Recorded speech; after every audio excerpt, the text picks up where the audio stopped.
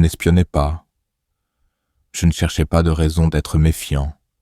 Je passais juste en voiture devant une maison où je n'étais jamais censé compter.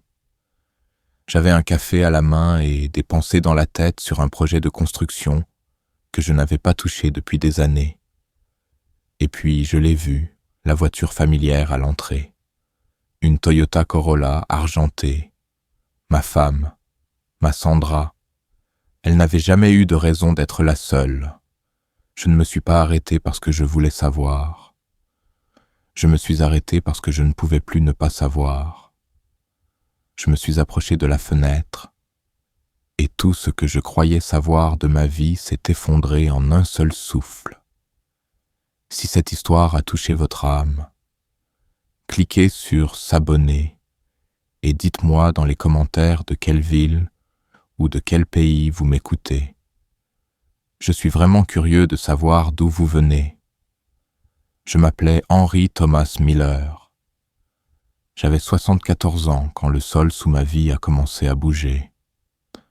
Pendant la majeure partie de ces années, j'avais été un bâtisseur, non pas dans un sens poétique ou abstrait, mais un homme qui connaissait le poids du bois et le rythme des marteaux. Je construisais des choses. Je mesurais, je coulais, j'assemblais et je réparais. Mon travail se trouvait dans des quartiers à travers la Géorgie, des écoles primaires aux lignes épurées et aux marches sûres, des casernes de pompiers avec de larges baies et des portes rouges, des maisons où les familles vieillissaient et où les chiens aboyaient après les facteurs.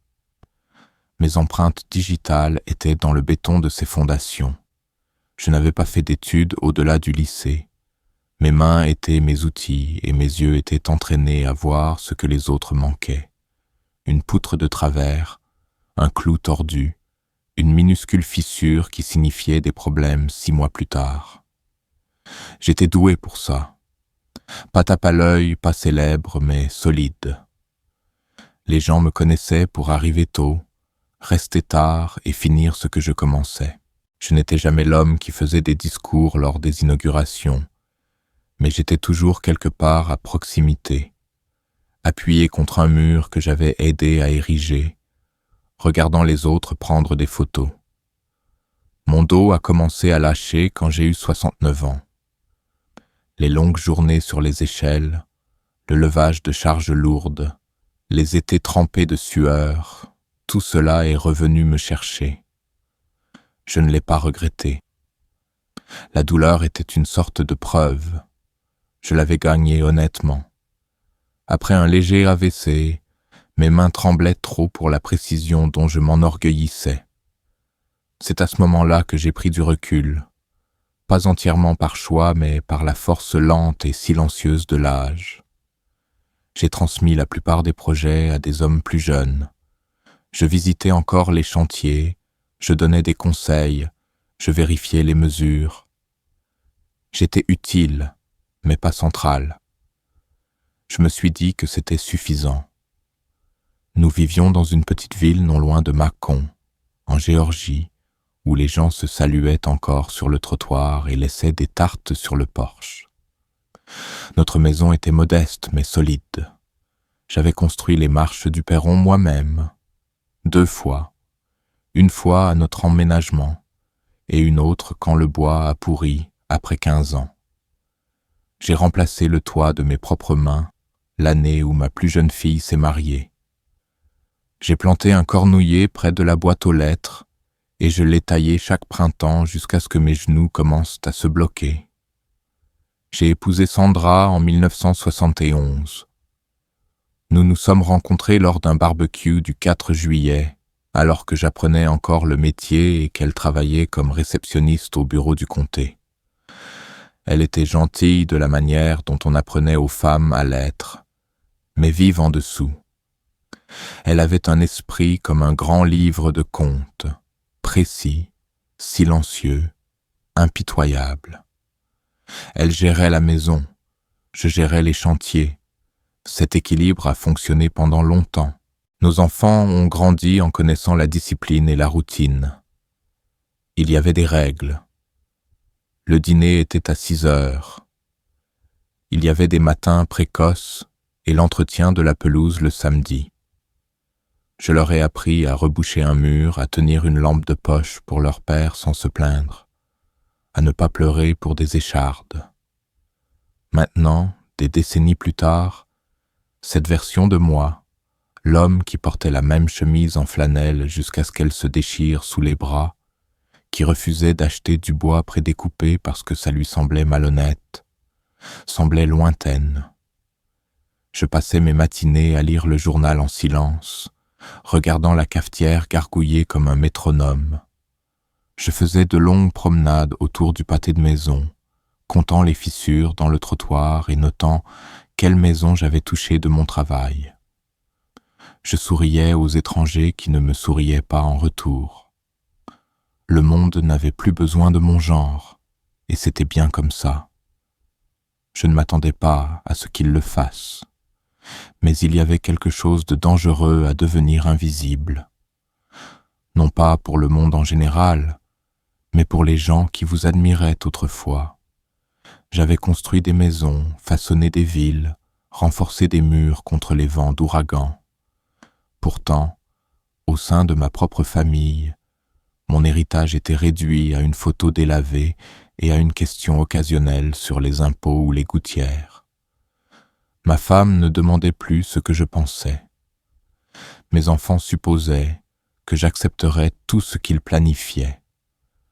Ma voix, autrefois ferme et pesante, s'était adoucie pour devenir quelque chose d'arrière-plan. Pourtant, je m'accrochais à mes rituels. Je taillais mes crayons chaque dimanche soir. Je gardais ma boîte à outils polie et huilée, même si je ne l'utilisais presque plus. J'entretenais mon vieux camion avec dévotion, vérifiant l'huile avec la précision d'un chirurgien. J'avais construit la benne de ce camion de toutes pièces en 85, quand le métal d'usine avait rouillé. Personne ne voyait plus cela comme impressionnant. Pour eux, c'était juste un vieux véhicule grinçant. Mais pour moi, c'était de l'histoire avec un moteur. Il y avait un mur dans le garage où je gardais le plan encadré de la première maison que j'avais construite seule.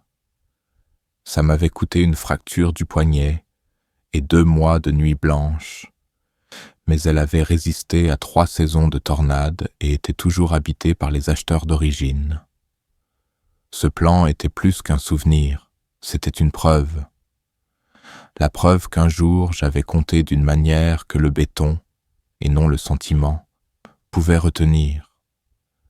Je ne parlais pas beaucoup de moi. Les hommes de ma génération n'étaient pas élevés pour partager leurs sentiments ou chercher de la validation. Nous gagnions notre place et nous nous taisions. Mais le silence n'est pas la même chose que la paix. Il peut pourrir de l'intérieur. J'ai commencé à remarquer que je retenais ma respiration en entrant dans les pièces, que j'écoutais plus le ton que les mots, que je tressaillais en entendant des rires si ce n'étaient pas les miens, et que je me retrouvais à traîner dans le garage plus longtemps que nécessaire, fixant les choses que j'avais construites, comme si elles pouvaient me rappeler qui j'avais été. Je n'avais pas peur de la mort. J'avais peur de devenir une note de bas de page dans l'histoire de quelqu'un d'autre, d'être rappelé comme le vieil homme qui vivait avec maman, ou pire, de ne pas être rappelé du tout. Mes mains avaient des callosités comme de l'écorce. Mes yeux avaient vu des maisons s'élever et tomber. Je n'avais pas besoin d'éloges. Je ne voulais juste pas disparaître. Ce matin-là, avant le trajet en voiture qui allait tout changer, je me tenais près de la fenêtre arrière de notre maison avec une tasse de café et je regardais la clôture que j'avais renforcée l'été où notre deuxième enfant a déménagé. Elle penchait légèrement maintenant, usée et molle aux articulations. Comme moi. Toujours debout, toujours la mienne. Pour l'instant. L'étrange quand on s'efface de sa propre vie, c'est que ça ne se produit pas d'un seul coup. C'est un lent dénouement, comme une corde qui s'effiloche au bout, fil par fil, jour par jour. Je ne me suis pas réveillé un matin pour me trouver invisible. Ça s'est insinué en silence, à travers des portes entr'ouvertes, des questions sans réponse et des conversations auxquelles je n'étais plus invité. Les murs de ma maison, autrefois construits de mes mains, ont commencé à se refermer avec une immobilité que je n'avais pas remarquée auparavant. Ce n'était pas un silence hanté, c'était pire, c'était ordinaire. Il fut un temps où je pouvais entendre ma propre vie résonner dans les couloirs. Le martèlement de mes bottes à la porte après une longue journée, le craquement familier des lattes du plancher près de l'évier où je me tenais chaque matin, brossant la sciure de mes manches avant le café, l'odeur d'huile, de rouille, de sueur et de bois. Ces choses m'appartenaient autrefois. Mais la maison avait changé. Ou peut-être que c'était moi. Quoi qu'il en soit, je ne me sentais plus comme son cœur. J'étais devenu une ombre dans les coins, quelque chose de trop doux pour être remarqué et de trop stable pour être remis en question. Ma femme, Sandra, se déplaçait dans la maison avec un rythme qui ne m'incluait plus. Elle ne voulait pas faire de mal, du moins je ne le pense pas. Mais ces journées avaient pris une forme dans laquelle je ne m'intégrais pas. Elle se déplaçait plus vite maintenant, toujours avec une liste, une raison d'être en mouvement, un texto auquel répondre. Son visage était calme, posé, poli. Elle me demandait si j'avais besoin de quelque chose en passant, mais n'attendait pas la réponse. J'ai commencé à hocher la tête par défaut, même quand je ne savais pas ce qu'elle demandait. Elle a commencé à passer plus de temps à l'extérieur, sur le porche, dans le jardin, ou à faire des courses. Une phrase devenue sa couverture préférée pour de longues absences. Quand elle rentrait, son téléphone restait près de sa paume comme une bouée de sauvetage. J'ai remarqué la façon dont ses yeux s'attardaient sur l'écran plus longtemps que nécessaire. Le sourire qu'elle lui adressait était doux, distrait, confortable, une sorte de tendresse que je n'avais pas vue sur son visage depuis des années. Il ne m'était pas destiné, et je n'ai pas demandé à qui il l'était. La cuisine n'était plus un lieu où nous partagions les repas. Nous mangions à des heures différentes. Je me levais plus tôt, je préparais mon propre petit déjeuner et j'écoutais le léger cliquetis des ustensiles dans une maison qui résonnait autrefois de rires et de pas. La table, autrefois le lieu de débats familiaux et de crêpes du dimanche, contenait maintenant des magazines, des factures et parfois rien du tout. J'ai cessé de m'y asseoir, sauf pour trier le courrier. Même les chaises semblaient oublier le poids des repas partagés. J'ai commencé à tourner en rond, autour du pâté de maison, à travers le jardin, à travers mes souvenirs. Je m'arrêtais au coin du salon où nos enfants s'alignaient autrefois dans leurs vêtements du dimanche, souriant maladroitement pour les photos de Noël. Le clou où l'ancien calendrier était accroché était toujours là, nu maintenant, oublié. J'ai passé mes doigts dessus une fois, juste pour sentir quelque chose de solide. La télé diffusait des émissions que je ne comprenais plus. Des jeux télévisés trop bruyants, des drames trop rapides, des publicités trop désespérées. Sandra les aimait. Elle disait qu'elle l'aidait à se détendre. Je restais dans le bureau, où le vieux fauteuil gardait encore la forme de mon dos. La télécommande était collante, les coussins affaissés. C'était honnête. Comme moi, usé, fiable, ignoré. La nuit, elle dormait parfois de son côté du lit et parfois sur le canapé. Elle disait qu'elle avait mal au dos. Je ne discutais pas. J'ai cessé de demander. J'écoutais à la place le bourdonnement du réfrigérateur, le déclenchement du chauffe-eau, le vent contre les fenêtres. J'ai appris le langage de la négligence. Il était silencieux mais constant. Le courrier continuait d'arriver. La plupart n'étaient plus à moi. Des lettres adressées à Sandra Miller, des catalogues de chaussures pour femmes, des prospectus caritatifs de lieux dont je n'avais jamais entendu parler. Je les triais en piles sans les lire. Elle avait un système maintenant, et je n'interférais pas. Notre fille Émilie venait souvent. Son mari n'entrait jamais. Il restait dans la voiture ou la déposait. Je ne l'ai jamais aimé. Il avait cette distance polie qui ne quittait jamais complètement son sourire. Quand il entrait, il ne me regardait jamais dans les yeux. Il me serrait la main comme une formalité, pas une connexion. Émilie l'aimait, alors je suis resté silencieux. Un soir, je suis entré dans la cuisine et j'ai entendu des rires. Un rire profond, chaleureux, sans retenue. Il venait de la bouche de Sandra. Je ne l'avais pas entendue rire comme ça depuis des années. Elle était au téléphone. Quand elle m'a remarqué, elle s'est légèrement détournée, sa voix s'abaissant pour devenir privée. Je suis resté là un moment, à la regarder. Puis j'ai ouvert le réfrigérateur et j'ai pris une bouteille d'eau que je ne voulais pas. Je suis sorti avant qu'elle ne termine l'appel. C'est cette nuit-là que j'ai réalisé qu'elle n'avait plus l'air surprise de me voir. Le calendrier au mur marquait toujours les fêtes. Anniversaire de mariage, rendez-vous chez le médecin. Mon nom n'était écrit sur aucun d'eux. La dernière fois qu'il y avait été, c'était il y a 6 mois, pour un contrôle que j'avais fait seul. J'ai fixé ce vide comme s'il signifiait quelque chose, comme si l'effacement pouvait être tracé au crayon et dans des carrés. Parfois, je me demandais si j'avais fait quelque chose pour mériter ça.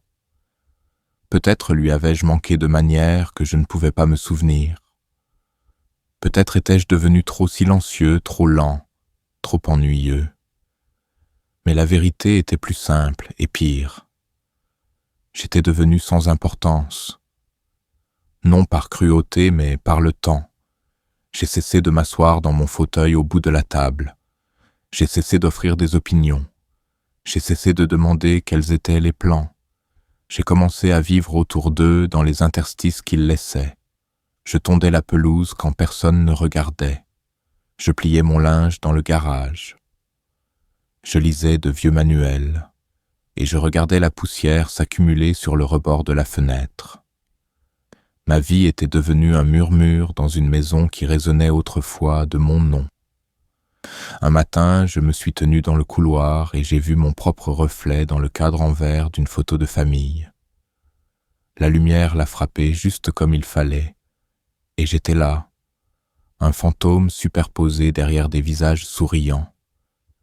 J'ai fixé ce fantôme et je me suis demandé si quelqu'un d'autre le voyait encore. J'avais passé des décennies à construire des structures qui résistaient aux tempêtes. Maintenant, la tempête était le silence, et elle gagnait. C'était censé être juste une promenade tranquille en voiture. Une journée banale, un de ces mardis qui passent inaperçus dans un calendrier sans laisser de traces. J'étais sorti pour acheter une boîte de vis et du papier de verre à la quincaillerie, même si je n'en avais pas vraiment besoin. J'en avais des dizaines dans le garage, bien rangées dans de vieilles boîtes de café. Mais conduire me donnait un but. Une route était un endroit où le monde semblait brièvement sous contrôle. Des voies, des règles, des panneaux. On pouvait les suivre sans être remis en question. J'ai pris le chemin le plus long pour rentrer. C'était quelque chose que je faisais plus souvent, revenant dans des quartiers que je connaissais mieux, où mes mains avaient construit des choses qui tenaient encore, si ce n'est inchangées, du moins toujours debout. Il y avait du réconfort dans les eaux du familier. Le trottoir fissuré près de l'ancien bureau de poste, le chêne qui penchait un peu plus chaque année, la clôture tordue que j'avais réparée 2 fois, une fois gratuitement. C'est alors que j'ai tourné dans la rue que je n'avais pas empruntée depuis des mois. Ce n'était même pas conscient. Mes mains ont tourné comme si elles avaient une mémoire propre. La route était lisse, nouvellement pavée. J'ai reconnu la boîte aux lettres avant la maison, la grande boîte noire avec le drapeau en métal qui coinçait toujours. J'avais aidé à poser ce poteau quand Emily et son mari avaient acheté la maison. Jason avait fait tout un plat de vouloir le faire lui-même. Mais le mélange de béton était trop sec et j'ai fini par lui montrer comment le réinitialiser sans le vexer. La maison est apparue lentement, comme une photographie se développant dans ma mémoire. Des volets blancs, des haies taillées, une balançoire que plus aucun enfant n'utilisait. Et puis mes yeux se sont posés sur quelque chose qui n'aurait pas dû être là. C'était une Toyota Corolla argentée, modèle du milieu des années 2000. Une légère bosse sur le côté passager arrière. Des plaques de Géorgie. La voiture de ma femme. Je l'ai reconnue sans hésitation. Je l'avais conduite avec elle chez le concessionnaire quand elle l'avait achetée. Elle avait insisté pour l'argenter parce que ça cachait la saleté. Je me suis souvenu de la tache de café sur le tapis passager, celle qu'elle avait essayé de faire disparaître avec du vinaigre. C'était sa voiture, et elle était garée dans l'allée de Jason. Le moteur de mon propre camion semblait s'estomper en arrière-plan, comme si le monde avait baissé le volume pour faire place à mes pensées. J'ai ralenti, non pas intentionnellement. Mon pied a juste relâché l'accélérateur comme s'il avait pris une décision avant moi. Je me suis garé sur le côté de la route quelques maisons plus loin, assez loin pour ne pas être vu, assez près pour confirmer ce que je savais déjà. Mon cœur ne battait pas la chamade. C'était pire que ça. Il était stable, lourd. Un rythme trop calme pour les pensées qui me traversaient. Je suis resté assis, les mains sur le volant, fixant à travers le pare-brise comme s'il pouvait m'expliquer les choses. Peut-être que Sandra avait déposé quelque chose. Peut-être qu'Emily avait emprunté la voiture. Peut-être. Peut-être. Peut-être. Mais j'étais marié depuis assez longtemps pour savoir quand quelque chose n'allait pas. Sandra détestait conduire dans ce quartier. Elle disait que les rues étaient trop étroites, les virages trop serrés. Elle n'y allait que si elle y était obligée. Et personne n'avait dit qu'elle devait le faire. J'ai regardé l'horloge. 15h47. Cette heure ne signifiait rien, mais elle m'est restée. Les fenêtres de la maison étaient ouvertes. Les rideaux bougeaient légèrement avec la brise, et j'imaginais le son des voix, le tintement des verres, des rires étouffés, des choses que je n'étais pas censé entendre. Des choses qui, une fois entendues, ne pouvaient être oubliées. J'ai ouvert la boîte à gants, et j'ai pris une serviette en papier. J'ai essuyé mes paumes sans réfléchir. Elles ne transpiraient pas. J'avais juste besoin de faire quelque chose de mes mains. J'ai regardé mon reflet dans le rétroviseur. Mon visage avait l'air le même.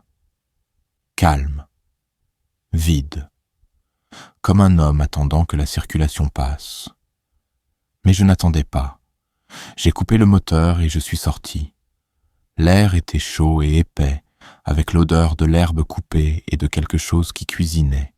Peut-être de l'ail, peut-être des oignons. Ça m'a retourné l'estomac. J'ai traversé la rue lentement, faisant semblant de ne pas me soucier si quelqu'un me voyait, mais en prenant un chemin entre les arbres pour que personne ne le fasse. Le gravier a crissé sous mes bottes. Je suis passé devant un rosier que j'avais planté là-bas. Il était en fleurs. Je ne savais pas qu'il fleurirait cette année. Je me suis arrêté au bord de la pelouse et j'ai de nouveau regardé la voiture. Elle était garée droit, pas à la hâte. Elle avait pris son temps. C'est ça qui m'a touché. Elle ne s'était pas arrêtée. Elle était entrée, s'était installée. Je suis resté là plus longtemps que j'aurais dû. Juste assez loin pour voir mais ne pas être vu. Juste assez loin pour sentir la forme d'une réalité que je n'avais pas voulu nommer. J'ai pensé à faire demi-tour, à m'éloigner et à oublier que je l'avais jamais vue. à me convaincre que tout était innocent. Mais mes jambes n'ont pas bougé, ni en arrière, ni en avant. J'étais figé dans ce moment, comme quelqu'un attendant la permission de ressentir ce qu'il savait déjà. J'ai scruté le porche.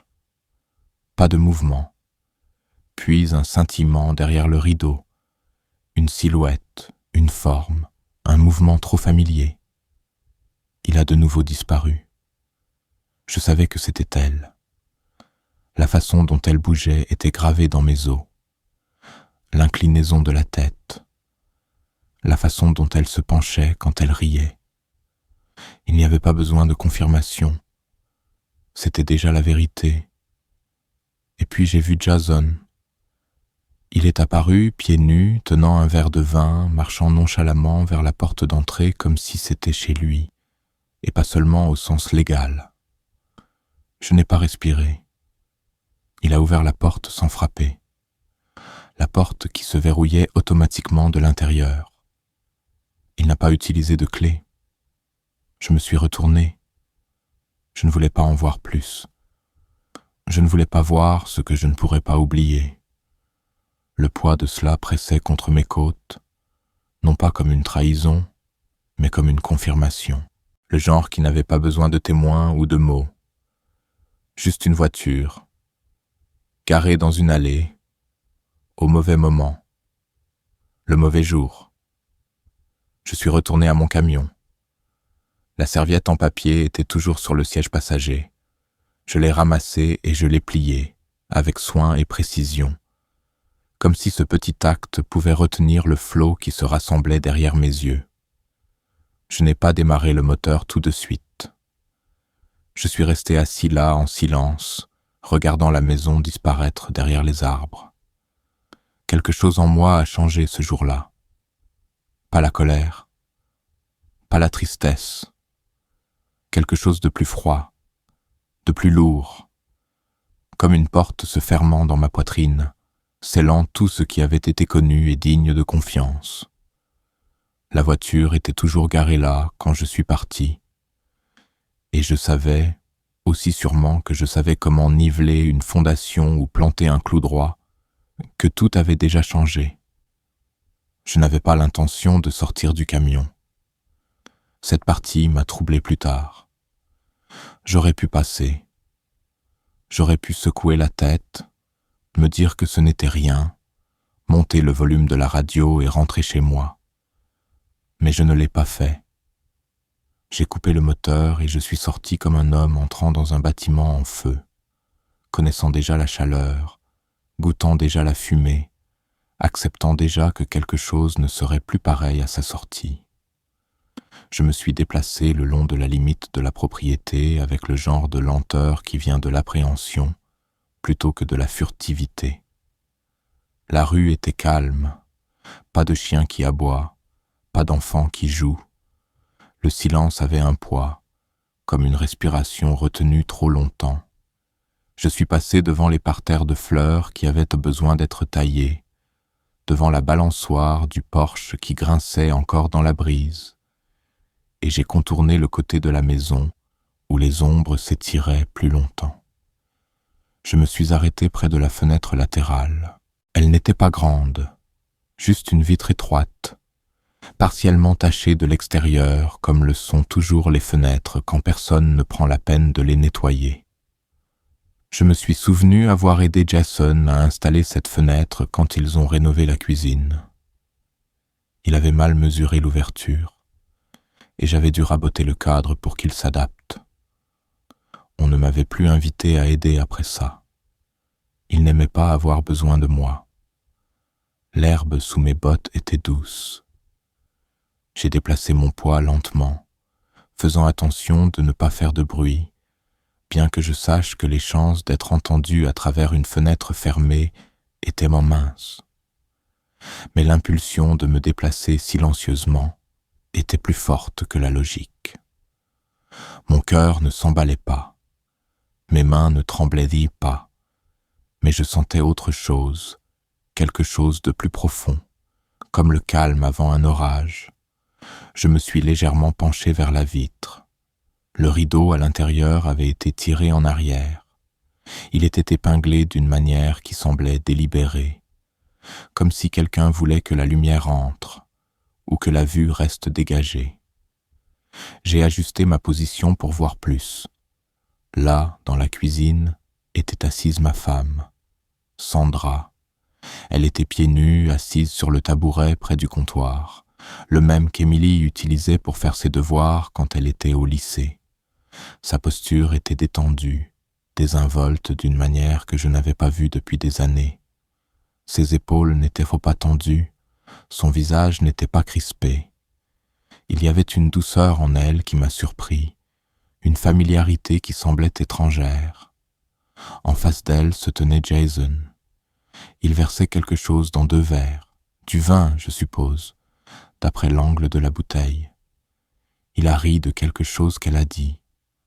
Elle a incliné la tête vers lui, souriant.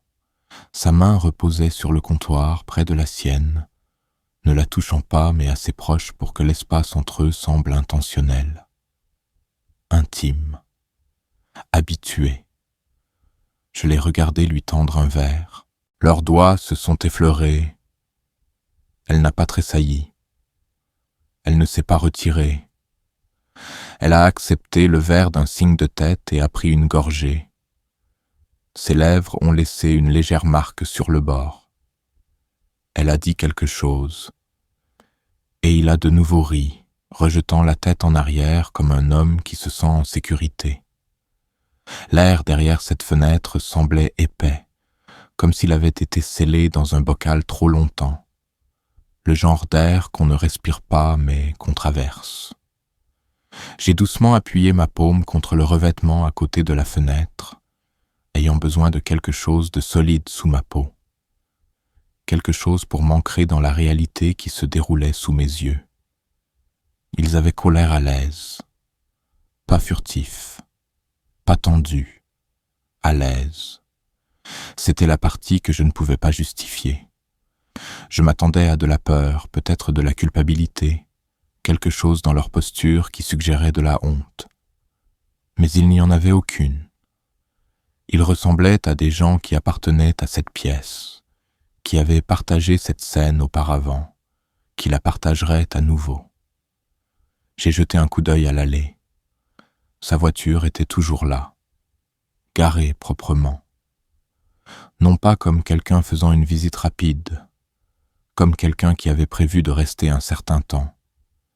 Je suis retourné à l'intérieur. Jason était maintenant appuyé contre le comptoir, sirotant sa boisson. Elle a tendu la main et a pris une serviette, s'épongeant le coin de la bouche avec familiarité. Il y avait de la musique qui jouait, faible, lointaine, juste assez pour voir le rythme dans son pied qui tapotait légèrement contre le pied du tabouret. Elle était à l'aise. Plus qu'à l'aise. Elle rayonnait. Je ne me souvenais pas de la dernière fois qu'elle avait eu l'air comme ça avec moi. Ce n'est pas la trahison qui m'a frappé en premier. C'était l'étrangeté. La prise de conscience que j'observais quelqu'un que je connaissais depuis plus de 50 ans devenir une étrangère. Les lignes de son visage, la cadence de sa voix, l'inclinaison de sa tête, je les connaissais toutes. Mais pas comme ça. Pas à travers une vitre. Pas de l'extérieur. Je n'ai pas bougé. Je ne sais pas combien de temps je suis resté là. 5 minutes. 10. Peut-être plus. Le temps est devenu sans importance à ce moment-là. Je n'étais pas un mari, je n'étais pas un père, je n'étais même pas un homme. J'étais juste un témoin, une paire d'yeux qui respire à l'ombre d'une vie qui ne me faisait plus de place. Les verres de vin ont teinté. Ils ont de nouveau ri. Elle a tendu la main et a touché la sienne. C'était léger, rapide, naturel. Je me suis détourné, non pas de colère, non pas de panique, mais parce que je ne pouvais pas me permettre d'en voir plus. Je suis reparti lentement par où j'étais venu, retraçant chaque pas comme si j'annulais une scène de crime. Le gravier a crissé. Le vent s'est légèrement levé. Je l'ai senti pousser contre ma nuque comme un avertissement. ou peut-être une permission. Quand je suis retourné au camion, je me suis assis à l'intérieur et j'ai agrippé le volant. Le cuir était chaud à cause du soleil. J'ai regardé mes mains, calleuses, ridées, tremblant juste un peu. Ce sont ces mains qui ont construit son Porsche, ses armoires de cuisine, sa vie. Et maintenant, elle restait inactive pendant que quelqu'un d'autre tenait le verre de vin qu'elle levait. Je n'ai pas démarré le moteur tout de suite. J'ai attendu que ma respiration ralentisse, que ma poitrine cesse de me faire mal, que la vérité s'installe.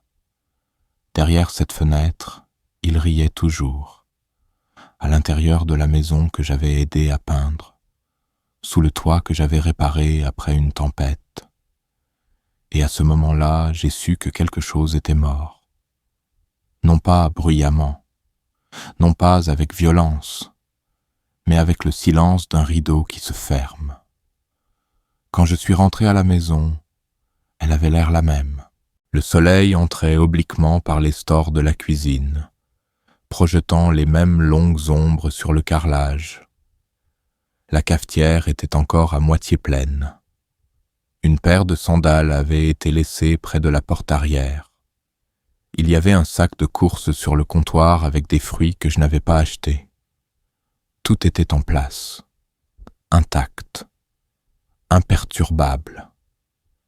Et pourtant, tout l'endroit semblait différent, comme si quelqu'un avait réarrangé les meubles tout en laissant tout à sa place. Je n'ai pas enlevé mes bottes.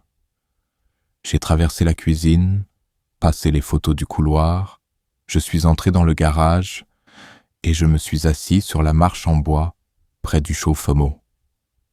Cette marche était là depuis des années. Je l'avais construite moi-même, à l'époque où mes genoux pliaient encore facilement et où je pensais que le bois pouvait tout maintenir. Je me suis assis, les coudes sur les genoux, fixant le sol en béton, comme si c'était une sorte de carte. Le silence ne m'oppressait pas. Il m'acceptait. Il m'enveloppait comme de vieux vêtements, familiers, usés par endroits. Je n'ai pas pleuré, je n'ai pas maudit, je n'ai pas pensé à appeler qui que ce soit. Je suis juste resté assis. C'est ce que font les vieillards quand les choses changent. Nous n'explosons pas. Nous nous comprimons. Nous laissons le monde déverser son poids sur nous comme du ciment humide. Et nous attendons. Je n'avais rien à dire, personne à qui le dire. Les mots se seraient brisés sous la pression de ce que j'avais vu. Alors je les ai avalés tout ronds. Sandra est rentrée plus tard ce soir-là. J'ai entendu sa clé dans la porte, ses pas dans le couloir. Elle a posé son sac à main sur le même crochet qu'elle utilisait toujours. Elle ne m'a pas appelé. Elle n'a pas demandé où j'avais été. C'était la nouvelle routine. Le silence était devenu notre réglage par défaut. Elle a traversé la cuisine, a ouvert le réfrigérateur, l'a refermé. Je l'ai entendu se verser un verre de quelque chose. De l'eau peut-être. Du vin. Je ne me suis pas levé pour vérifier. Je ne voulais pas savoir. Je suis resté dans le garage assez longtemps pour que mes jambes se raidissent. Quand je me suis enfin levé, la douleur dans mes articulations m'a rappelé chaque projet, chaque échelle grimpée, chaque toit réparé sous la chaleur d'eau. Je suis rentré dans la maison avec la démarche lente d'un homme portant quelque chose d'invisible et de lourd.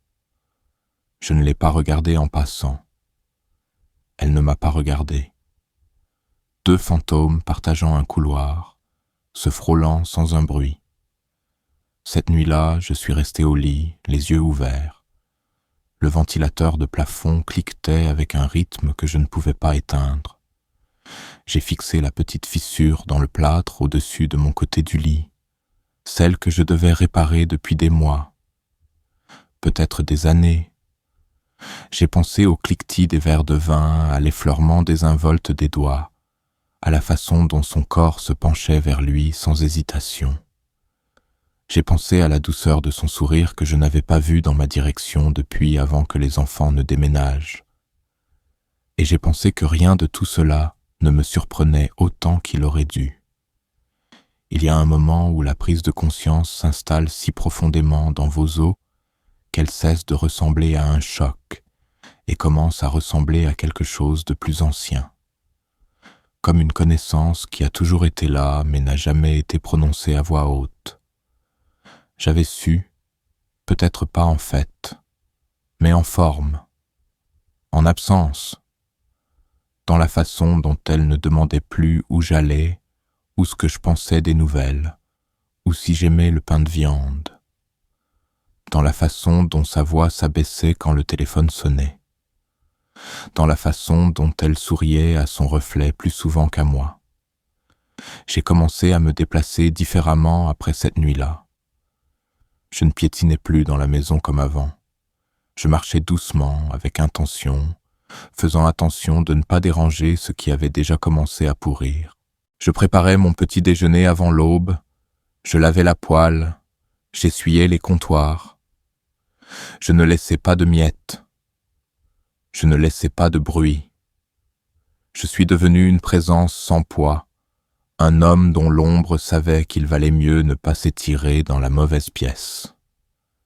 J'ai cessé de regarder la télé dans le salon. J'ai apporté la vieille radio du garage dans le bureau et j'ai écouté les bulletins météo et les émissions débat que j'appréciais autrefois. À faible volume, juste assez pour sentir que la maison avait un pouls. Je me suis assis avec mon carnet et j'ai noté des mesures pour des choses que je ne prévoyais plus de construire. Il ne s'agissait pas de l'avenir, il s'agissait de la mémoire, de prouver que j'avais encore les lignes dans ma tête. J'évitais la cuisine quand elle y était. J'évitais le porche si son téléphone brillait dans sa main. Je suis devenu un maître des horaires. Quand disparaître, quand réapparaître, quand faire juste assez de bruit pour lui rappeler que j'existais, et pas un décibel de plus. Je m'étais transformé en une forme qui s'adaptait à sa vie sans l'interrompre. Mon camion est devenu mon refuge.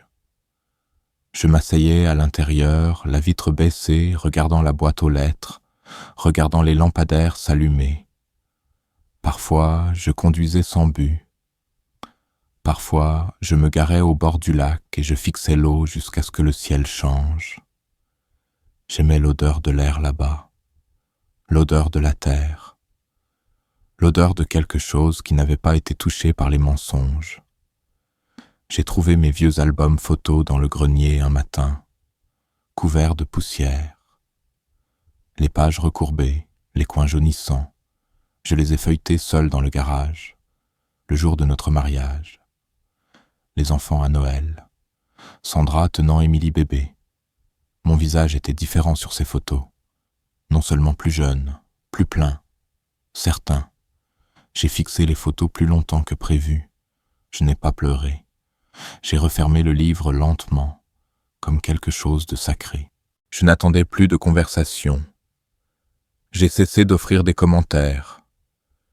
Quand Sandra a posé des questions sur le courrier, je le lui ai tendu sans un mot. Quand elle a mentionné qu'il fallait plus d'essuie-tout, j'ai pris une note mentale et je les ai achetés sans qu'on me le demande. Je n'avais pas besoin de remerciements. J'avais juste besoin de faire des choses qui me faisaient sentir humain. J'ai commencé à écrire des listes. Non pas de corvées ou de courses, mais de souvenirs. Des bons. La fois où nous avons campé près des Smoky Mountains et qu'il a plu toute la nuit. La fois où Émilie a perdu sa dent dans une chambre d'hôtel en Floride et que nous avons utilisé une serviette en papier pour l'envelopper. Le jour où j'ai réparé la latte du plancher dans la chambre d'amis et où Sandra m'a apporté de la limonade sans dire un mot. J'écrivais ces choses parce que je ne faisais pas confiance à la mémoire pour les maintenir droites. Un après-midi, j'ai vu ces clés de voiture sur la table. Je les ai fixées pendant une minute entière. Mes doigts ont tressailli, mais je ne les ai pas touchés. Je me suis retourné, je suis sorti de la maison et j'ai ratissé des feuilles à la place. C'est ce que j'étais devenu. Un homme qui gardait tout pour lui, qui ne disait rien, qui se déplaçait dans le monde comme le vent sur la pierre, la façonnant silencieusement, lentement et sans applaudissement. Je n'étais pas en colère, je n'étais pas brisé, j'étais juste silencieux, et parfois le silence est plus fort que tout. Il fut un temps où l'odeur du café le matin était l'encre de ma journée. Ça commençait avant le soleil, à l'époque où mes mains travaillaient encore sans douleur et où mes pensées ne s'étaient pas encore fracturées en doute. Le gargouillis de la vieille cafetière, le léger tintement de la cuillère dans la tasse, la façon dont l'arôme remplissait le couloir comme une réassurance silencieuse que le monde tournait encore. Ça signifiait quelque chose. Maintenant, même le café semblait creux. La cafetière coulait toujours. Sandra le préparait toujours. Les mêmes grains, la même routine. Mais quelque part dans le processus, son âme avait disparu. L'odeur ne réchauffait plus les murs. Elle ne me tirait plus du lit avec anticipation. Ce n'était plus que du bruit maintenant. Mécanique, superficiel. Un fantôme de lui-même, comme tout le reste dans la maison. Je me levais tôt. Je le faisais toujours, mais maintenant je restais un moment au lit, fixant le plafond, essayant de trouver la volonté de bouger. La lumière se faufilait à travers les stores de la même manière, fine et grise, mais je ne ressentais aucune urgence à la suivre. Les matins sont devenus une négociation entre mon corps et ma raison. Finalement, je m'asseyais, je balançais mes jambes sur le côté du lit, et je faisais ces 6 mêmes pas jusqu'au couloir comme un homme entrant dans une pièce qui ne voulait plus de lui. Sandra serait déjà dans la cuisine, le dos tourné, sa robe de chambre bien nouée, la ceinture pendant lâchement sur le côté de sa jambe. Elle ne fredonnait plus, elle le faisait avant, de vieux airs de jazz, parfois des hymnes. Mais maintenant, la cuisine était silencieuse, à l'exception du vrombissement de la machine et du cliquetis occasionnel d'une tasse sur le comptoir. Je suis resté là de nombreux matins, juste à l'extérieur de la porte, la regardant en silence avant de me tourner vers le garage à la place. Je gardais une tasse dans le garage maintenant. Une tasse ébréchée, d'une convention de quincaillerie dans les années 80. Je me servais quand elle ne regardait pas. Je la remplissais à moitié, je la buvais près du chauffe-l'eau. Le goût était le même. Brûlé. Amer. Mais c'était le rituel qui comptait plus que la saveur. Sauf que le rituel avait aussi perdu son sens. Un matin, j'ai ouvert le placard où nous gardions le sucre et j'ai vu un nouveau récipient, quelque chose d'importé, biologique, le genre de choses dont Sandra se moquait autrefois. Elle ne m'a pas dit qu'elle avait changé. Je suis resté là, tenant le bocal en verre dans ma main pendant un moment, fixant l'étiquette, me sentant comme si j'étais tombé dans le garde-manger d'un étranger. Je l'ai remis sans en utiliser. J'ai commencé à remarquer d'autres changements, de petites choses. Le savon près de l'évier avait une odeur différente. Les essuie-mains avaient été remplacés par d'autres que je ne reconnaissais pas. Les aimants sur le réfrigérateur étaient réarrangés. Le calendrier n'avait plus de notes manuscrites. À la place, les rappels vivaient dans son téléphone, silencieux, lumineux, privé. J'ai regardé ces détails s'accumuler comme de la poussière dans des coins que personne ne prenait la peine de balayer. Elle allait et venait avec une facilité qui ne laissait aucune trace. Ses chaussures près de la porte. Son sac à main au crochet. Mais sa présence était devenue intermittente, comme une brise que l'on n'est pas sûr d'avoir sentie. Je posais de moins en moins de questions. Non pas parce que je ne voulais pas savoir, mais parce que les réponses avaient cessé d'être offertes. Et quand le silence devient la réponse, les questions perdent leur forme. J'ai essayé de rester occupé.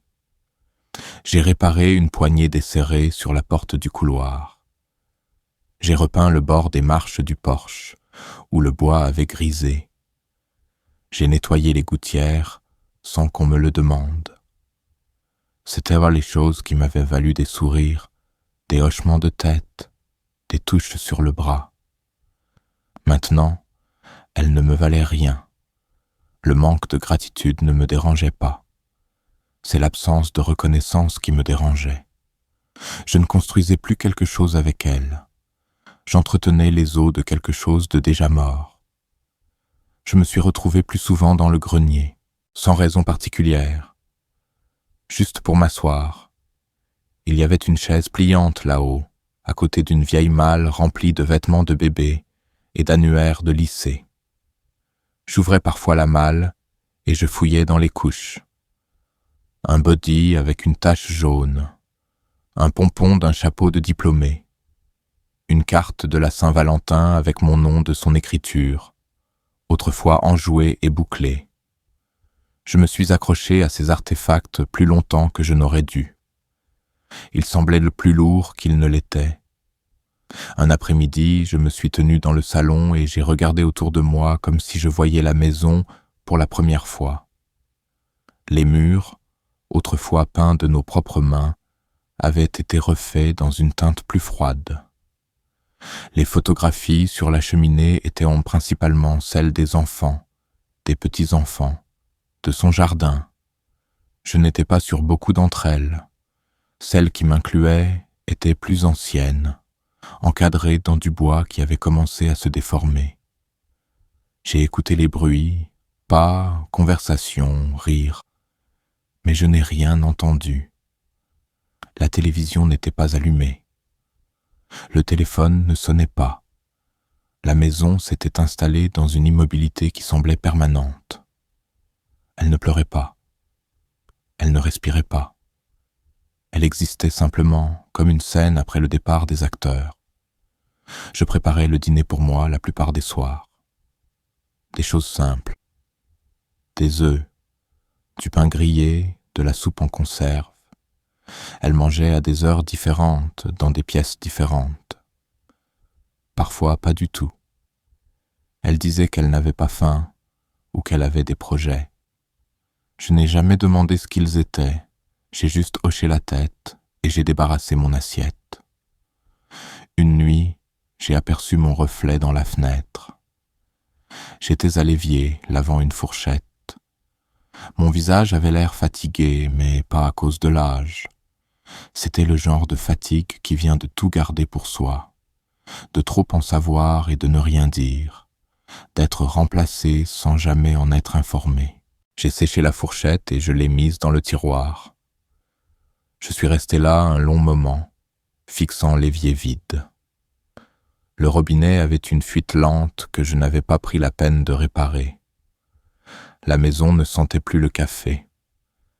Elle sentait l'air, la peinture et la résignation, comme quelque chose de soigneusement préservé, non habité, comme une maison qui avait dépassé les gens qui l'avaient les construite. Je suis resté là jusqu'à ce que la lumière change, jusqu'à ce que les fenêtres s'assombrissent et que la pièce se brouille autour de moi. Puis j'ai éteint la lumière, j'ai marché dans le couloir et j'ai disparu dans le silence. Tout a commencé avec la pluie.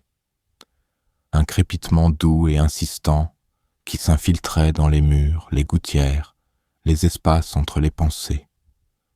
J'avais toujours aimé le bruit de la pluie sur le toit, surtout le dimanche, quand la maison semblait lente et ancrée. Ce matin-là, j'étais assis dans le fauteuil près du couloir, l'écoutant taper contre les fenêtres, regardant la façon dont elles se rassemblaient et coulaient sur la vitre en minuscules rivières.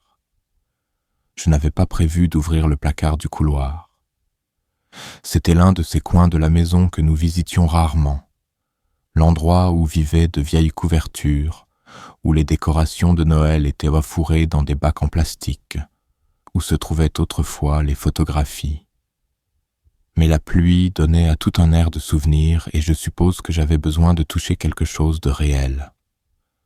La porte a grincé en s'ouvrant comme si elle n'avait pas bougé depuis des mois. Une odeur de poussière et de lin s'est élevée, faible mais familière. J'ai tendu la main et j'ai sorti l'une des plus grandes boîtes de rangement de l'étagère du bas. Mes mains se sont déplacées lentement, faisant attention de ne pas déranger la vérité fragile qui vivait à l'intérieur. J'ai posé la boîte par terre, je me suis agenouillé à côté et j'ai ouvert le couvercle. À l'intérieur se trouvaient des foulards, des gants et des nappes pliées, des choses saisonnières, soigneusement empilées, intactes depuis des années. Je les ai mises de côté doucement, m'attendant à voir les vieilles enveloppes que nous avions gardées, épaisses de tirages de appareils photojetables, des photos en noir et blanc de nos premières années, des portraits d'école des enfants avec des sourires maladroits et des cols raides. Mais elles n'étaient pas là.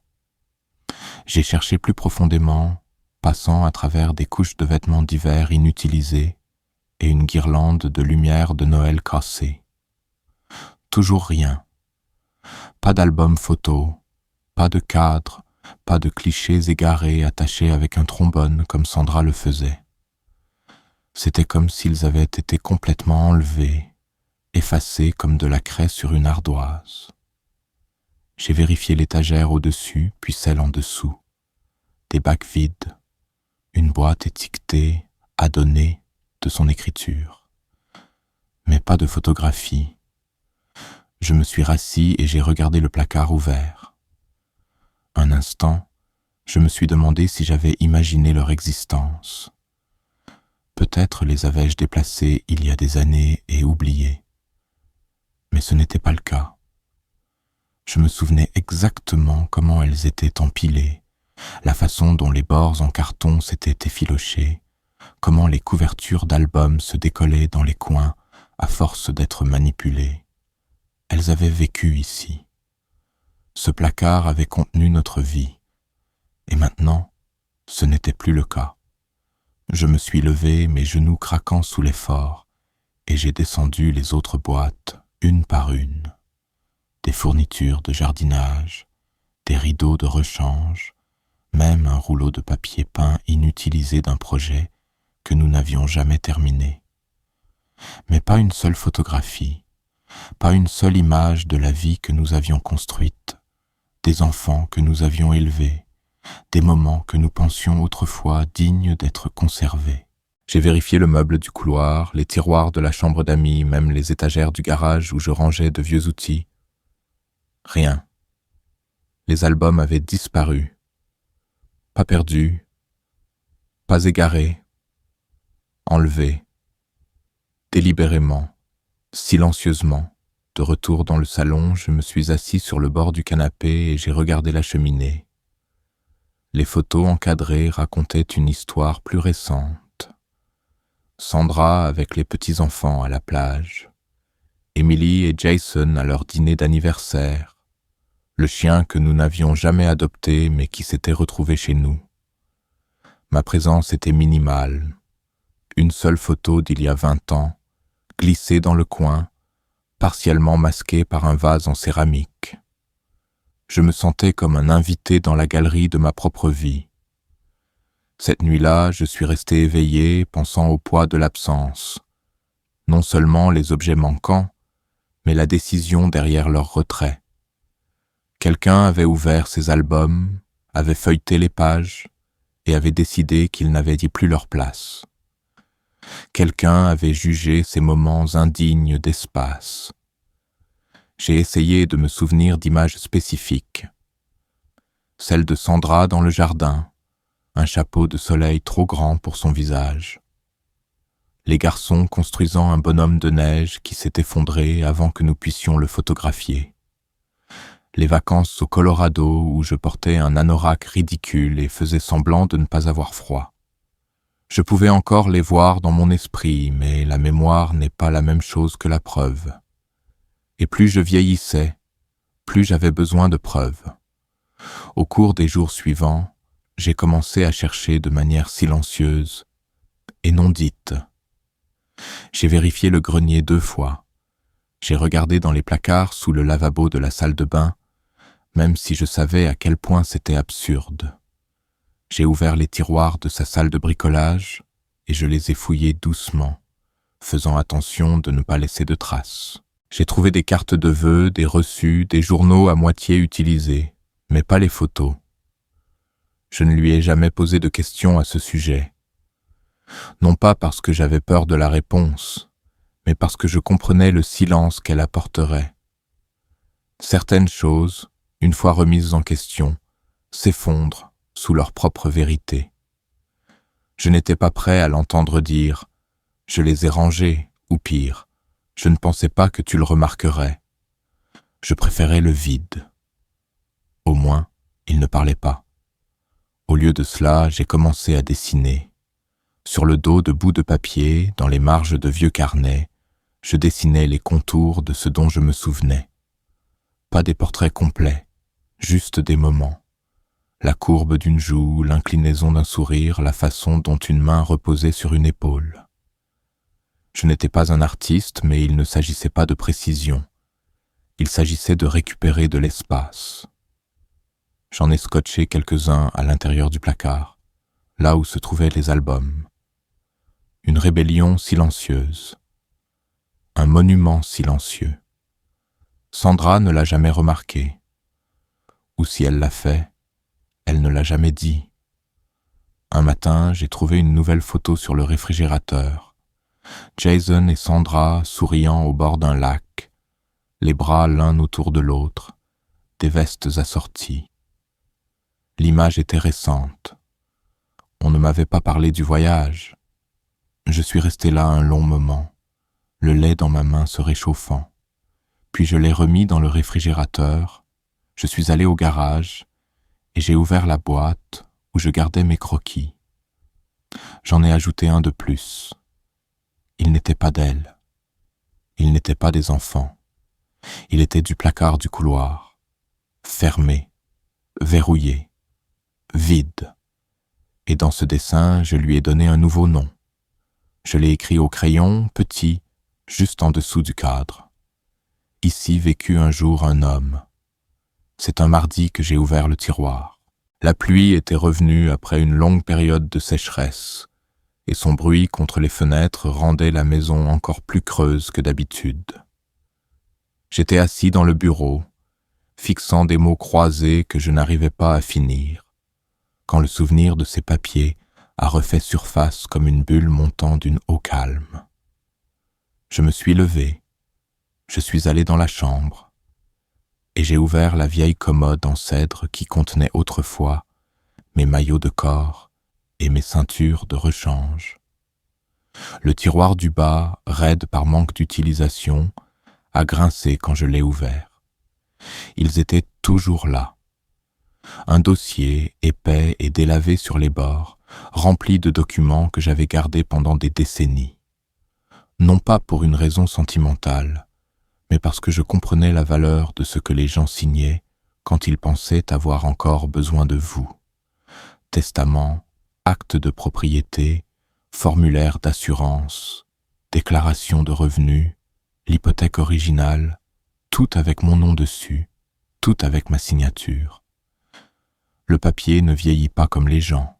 Il jaunit, il se courbe, mais il n'oublie pas.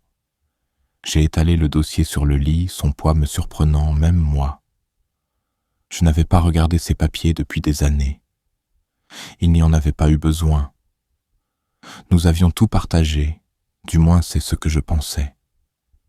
Mais maintenant, entouré de silence et de secrets, je voulais savoir ce qui était encore à moi. Je voulais tenir quelque chose qui n'avait pas été discrètement pris ou effacé. Le premier document que j'ai sorti était l'acte de propriété de la maison. Mon nom était en premier, le sien en second. J'ai passé mon doigt sur l'encre comme si c'était du braille, comme si le toucher pouvait confirmer ce que la vue savait déjà.